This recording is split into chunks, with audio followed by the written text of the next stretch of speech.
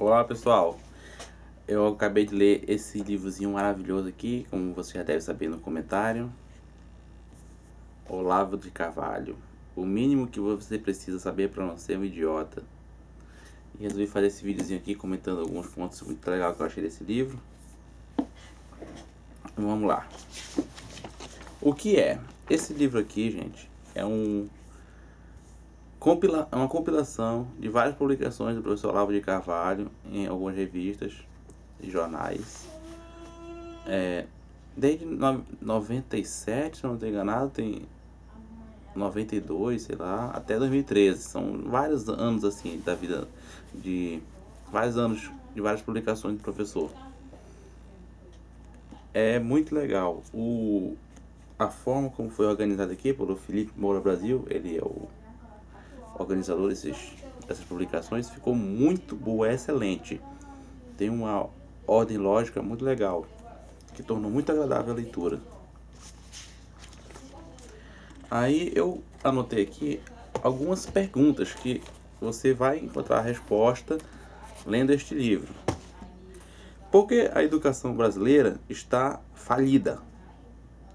E existe uma explicação para isso, não é acidental, não é só incompetência. A questão é essa, não é só incompetência, tem outra coisa também. O socialismo e o comunismo morreu? Na verdade, a educação tradicional diz o quê?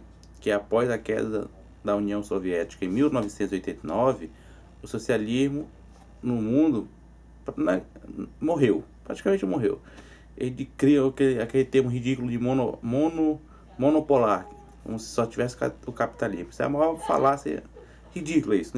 Nunca foi assim. Como funciona a manipulação pela mídia? O professor também explica aqui. Podemos crer na mídia convencional? TV, jornal, revistas? Leia o livro que você vai ter a resposta. Por que o Brasil não prospera?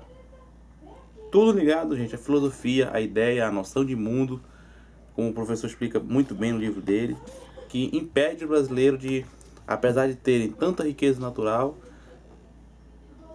e tanta capacidade, impede-os de alcançar o bem-estar material que essas riquezas poderiam nos trazer. A importância da cultura / ciência para a prosperidade de um povo. Você vai ver aqui a importância. Noção de como funciona o socialismo. Isso aqui é muito interessante, gente. Você tem essas informações de saber como funciona o socialismo, porque eles estão impregnados na sociedade brasileira, querem dominar, já estão com esse plano em ação há décadas. Então você entender como essa desgraça funciona é muito interessante. Como nossa mídia está isenta ao pensamento crítico. A mídia brasileira não tem pensamento crítico, basicamente isso. Tem meia dúzia de discordância só, mas não tem. Todos são socialistas, todos.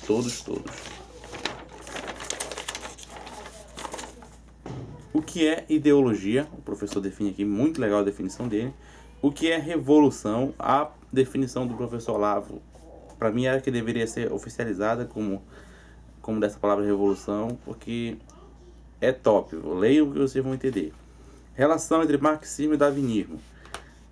Existe uma relação, gente, entre marxismo e darwinismo, apesar de o professor não deixar isso tão claro aqui no livro, mas ele principalmente destrói o darwinismo.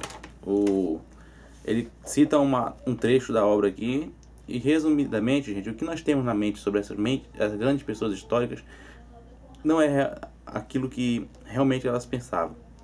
Porque pela obra deles a gente pode ter uma ideia do que eles pensavam e não é nada bom. Fascismo é igual ao socialismo? Ele responde: como pensam os socialistas? Como pensam os socialistas? Ele responde aí: qual a relação entre gaysismo, feminismo, feminicídio, desarmamento, multiculturalismo e o movimento social comunista? Qual é a relação? Tem uma relação. Ele explica aqui. Como pensa o revolucionário socialista? Juízo futuro. Sociedade futuro. Leia aqui que você vai entender. É muito interessante. Eu achei muito legal essa explicação dele. Politização de tudo. Tudo é politizado agora. O ciclo socialista. que é um problema, uma solução que não funciona, e um rearranjo para essa piora na solução que não deu certo, um novo discurso. Inclusive, nós vamos dar um exemplo daqui a pouco disso. Existe economia socialista? Isso aí, qualquer um que tenha meia dúzia de cérebro sabe que nunca existiu nem vai existir. Na verdade, a briga dos socialistas nunca foi com social, com economia socialista. É outra coisa. No livro aqui fica bem claro isso. Leiam. Interesses dos mega empresários no socialismo. Os mega empresários sempre gostaram do socialismo, gente. Se você tem uma sociedade onde você pode acertar com o governo o preço das coisas, do serviço, baseado na propina ou no alinhamento ideológico, sem ter uma concorrência, claro que isso é interessante. Para os grandes empresários, é claro, porque a população, Quais os movimentos de dominação mundial que atuam no mundo? Ele explica os 3 principais e dá a sua área de atuação. É uma noção para você ter como está o mundo hoje. O que é extremismo? Muito legal a definição dele. O que é mentalidade revolucionária? Também ele explica aqui, muito legal. O que é revolução? Eu acho até que eu já tinha falado, mas eu vou falar de novo. O que é revolução? Ele explica aqui, muito legal. O que é conservadorismo contra a revolução? Ele também explica aqui. O grande perigo que foi o PT, com a oficialização da corrupção e mensalão. Aqui nós podemos até abrir uma aspas que um dos diferenciais do que o Lula tentou fazer foi a oficialização da criminalização, do crime, por meio do mensalão. Transferência de obrigações humanas culturais para o Estado. Esse é um das bases dos pilares do socialismo, né? O pobre já não é mais problema das pessoas, é problema do Estado. Como a mentalidade das pessoas está errada quanto à riqueza, ao capitalismo e ao socialismo. Os revolucionários são doentes. Isso aí é claro. Aqui, gente, olha, vejam aqui. Essas aqui são algumas frases legais que eu achei aqui. Só até essa página 230. O livro tem 615 páginas. Então, se eu fosse marcar tudo aqui, ia dar muita coisa. Eu vou ler com vocês aqui um capítulo que eu achei muito interessante, que explica com maestria o que acontece no mundo. No nosso Brasil, inclusive. Vamos lá aqui.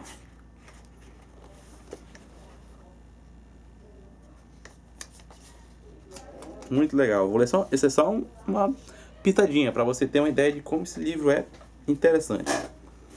A Transfiguração do Desastre. Jornal O Globo, 16 de junho de 2001. Sempre que os esquerdistas querem impor um novo item do seu programa, alegam que é a única maneira de curar determinados males. Invariavelmente, quando a proposta sai vencedora, os males que prometia eliminar são agravados. O normal seria que em tais circunstâncias, a esquerda fosse responsabilizada pelo desastre, mas isto jamais acontece, pois instantaneamente o argumento legitimador ordinário desaparece do repertório e é substituído por um novo sistema de alegações que celebra o fracasso como o sucesso ou como necessidade histórica incontornável. Ninguém compreenderá nada da história do século XX, nem deste começo do século XXI, se não conhecer esse mecanismo de justificação retroativa pelo qual se leva o povo a trabalhar em prol de metas não declaradas, que o escandalizariam se as conhecesse, e por isto só podem ser atingidas pela via indireta da cenoura de burro. Alguns exemplos tornarão isso bem claro. 1. O Partido Comunista. Quando o Partido Comunista lançou seu programa de destruição das instituições familiares, burguesas, entre aspas, substanciando no que mais tarde viria a ser liberação sexual, sua alegação principal, elaborada pelo Dr. Wilhelm Reich, consistia em que homossexualismo, sadomasoquismo, fetichismo, etc., eram frutos da educação patriarcal repressiva. Ou seja, esses problemas eram fruto da educação patriarcal que oprimia esse pessoal. Eliminada a causa, essas condutas desviantes tenderiam a desaparecer do cenário social. Ou seja, se eliminar a cultura repressiva patriarcal, o pessoal não vai ser mais imoral, não vai ser mais homossexual, não vai ser sadomasoquista. Acredite se quiser, essa era a justificativa. Bem, os últimos resíduos da de valores patriarcais foram suprimidos da educação ocidental entre as décadas de 70 e 80. E o que se viu em seguida? A disseminação em escala apocalíptica daquelas mesmas condutas que se prometia eliminar: mais gaysismo, mais homossexualismo, mais promiscuidade. Obtido o resultado, essas condutas começaram a ser celebradas como saudáveis, dignas e meritórias, e toda crítica a elas passou a ser condenada, às vezes sob pena da lei, com abuso intolerável e atentado contra os direitos humanos. Ou seja, eles propunham eliminar o eliminar não, pelo menos diminuir o homossexualismo, sadomasoquismo, fetichismo e outros desvios, liberalizando a sociedade. E o que aconteceu? Quando isso foi liberalizado, a coisa piorou. Eles assumiram o erro? Nunca. Vão assumir? Nunca. Ao contrário, passaram a celebrar essas coisas como avanços da sociedade. Exemplo 2. Quando a esquerda mundial começou a lutar pela legalização do aborto, um de seus argumentos principais consistia em que o grande número de abortos era causado pela proibição, que facilitava a ação de charlatães intrometidos e gente não habilitada em geral. Gente, isso parece ridículo. Mas aqui no Brasil, eles queriam diminuir o número de armas por causa do grande índice de violência. Deu certo? Todos nós sabemos. Vamos continuar aqui. A legalização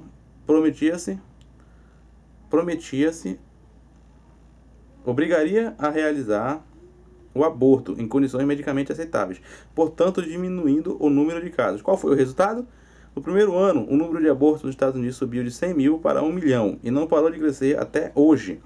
Pelo menos 30 milhões de bebês já foram sacrificados, ao mesmo tempo que os apologistas da legalização, em vez de admitir a falácia do seu argumento inicial, festejam o fato consumado, tratando de marginalizar e criminalizar qualquer crítica ao novo estado de coisas.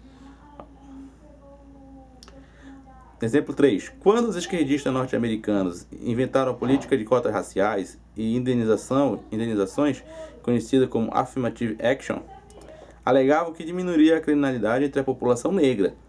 Oficializada a nova política, o número de crimes cometidos por negros contra brancos aumentou significativamente, segundo estatísticas do FBI. O que fizeram então os apóstolos da Affirmative Action? Reconheceram humildemente que reforçar o sentimento de identidade racial era alimentar preconceitos e conflito de raça? Nunca. Celebraram o aumento da hostilidade racial como um progresso da democracia. É como sempre eu digo, gente, para esse pessoal, quanto pior, melhor. Quando, querendo destruir a tradição norte-americana, que considerava a educação um dever da comunidade, das igrejas e das famílias, antes que do Estado, a esquerda norte-americana reivindicou a burocratização do ensino. Um de seus argumentos básicos era que a delinquência juvenil só poderia ser controlada mediante a ação educacional do Estado. Com Jimmy Carter, em 1980, os Estados Unidos passaram a ter pela primeira vez um Ministério da Educação e programas de ensino uniformes. 2 décadas depois, a delinquência entre crianças e adolescentes não apenas vem crescendo muito mais que antes, mas adotou como seu quartel-general as escolas públicas, hoje transformadas em áreas de risco, a ponto de que, no começo do ano, a Prefeitura de Nova York estava privatizando as suas escolas por não ter meios de controlar a violência nelas. Em resposta, o que fez a esquerda? Admite que errou? Nunca! Luta pela uniformização estatal do ensino em escala mundial. Ou seja, não deu certo lá, vamos passar para o mundo todo agora para disseminar o que não deu certo. No Brasil, a única maneira de diminuir a violência nas áreas rurais, diziam os esquerdistas, era dar terras e dinheiro ao MST. Pois bem, as terras foram dadas. Foi a maior distribuição de toda a história humana, com muito dinheiro atrás. A violência não diminuiu, ao contrário, aumentou muito. A esquerda confessa o erro? Nunca. Trata de organizar a violência e celebrá-la como uma conquista e de um novo patamar histórico na luta pelo socialismo. Os exemplos poderiam multiplicar-se ad infinitum. E notem que, propositadamente, evitei mencionar os casos extremos sucedidos no próprio âmbito de países socialistas, como a coletivização da agricultura da URSS, o grande salto para a frente da Revolução Cultural na China, a Revolução Cubana, etc., limitando-me a fatos sucedidos pelo mundo capitalista. A promessa salvadora, transfigurada em desastre e seguida a troca de discurso legitimador, foi, em suma, o modus agendi essencial e constante da esquerda mundial ao longo de um século. E não se vê o menor sinal de que algum mentor esquerdista tenha problema de consciência por isso. Ao contrário, todos continuam prometendo a solução dos males, ao mesmo tempo que já tem pronta na gaveta a futura legitimação dos males agravados. Promete diminuir o consumo de drogas mediante a liberação, controlar a corrupção mediante o orçamento participativo, entre aspas, reprimir delinquência mediante o desarmamento civil ou mediante o direito alternativo leninista que criminaliza antes a posição social do acusado do que o ato criminoso. Sabem perfeitamente onde tudo isso leva, mas sabe também que ninguém os apoiaria se proclamassem em voz alta o que desejam. Então aqui nós podemos ver a canalice dos socialistas, comunistas, que propõem uma solução sabendo que não vai dar certo, sabendo que vai, na verdade, piorar o problema e já tem um discurso pronto para quando a coisa piorar. Gente, o cara é um gênio. Ele explica com maestria como esse pessoal pensa, como eles agem. Muito interessante. E esse é só um trecho. Tem vários outros artigos de igual calibre, de igual importância e que mostram para você como entender o que está acontecendo ao nosso redor. Aconselho muito a todos lerem esse livro. Em breve, se Deus permitir, eu farei um vídeo sobre esse livro aqui também, O Jogo Sujo da Corrupção, falando sobre a Lava Jato, a importância dela. Muito legal, de um jurista aí interessante. E mais no futuro não muito distante, vou tentar fazer um livro sobre esse garotão aqui, ó. Ação Humana, de Ludwig von Mises. Um livro muito importante. Olha a grossura da criança. Comecei hoje, ó. Tô aqui no comecinho ainda. Vamos ver quanto tempo eu demoro para terminar. É isso aí, pessoal. O que eu tinha para dizer é isso. Se vocês gostaram do vídeo, dê like. Se você gostou do canal, se inscreva. E é isso aí. Abraços.